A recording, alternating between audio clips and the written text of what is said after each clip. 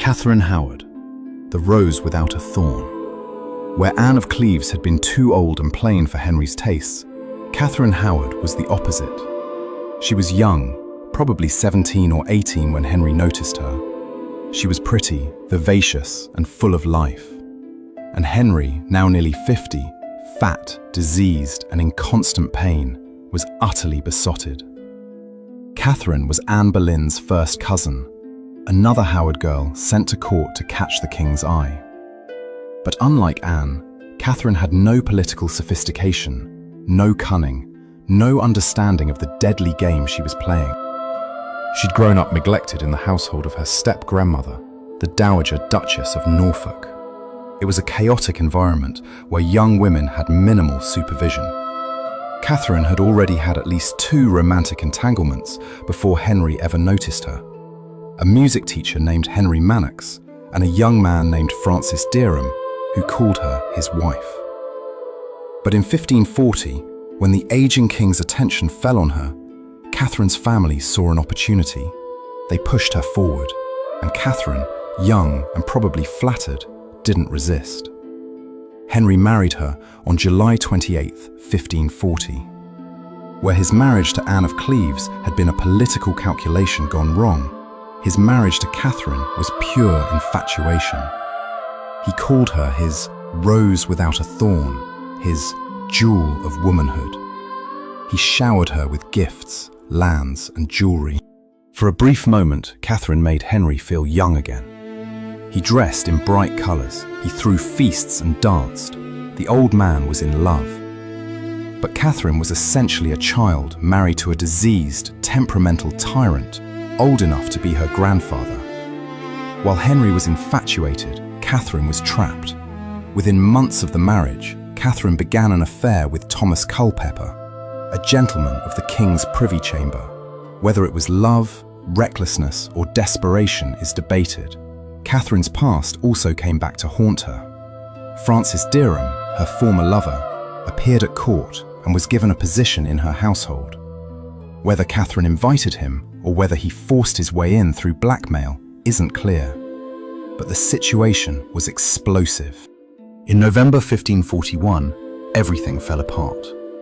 While Henry was at prayer, Archbishop Cranmer handed him a letter detailing Catherine's past relationships and current affair. At first, Henry didn't believe it. His rose without a thorn couldn't have betrayed him, but the investigation began. Servants were questioned. Torture was threatened. The stories came out. The midnight meetings, the love letters, the gifts exchanged between Catherine and Culpeper. Henry was devastated. He wept in front of his council, not with grief, but with rage and humiliation. Once again, he'd been made a fool. Once again, a wife had betrayed him. Catherine was arrested and confined to Sion House. She was never formally charged or tried.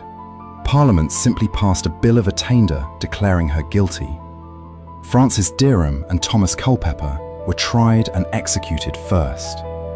Dereham was hung, drawn, and quartered as a traitor.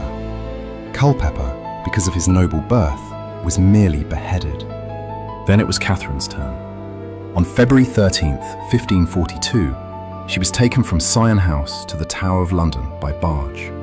Legend says she spent the night before her execution practicing laying her head on the block, wanting to meet death with dignity.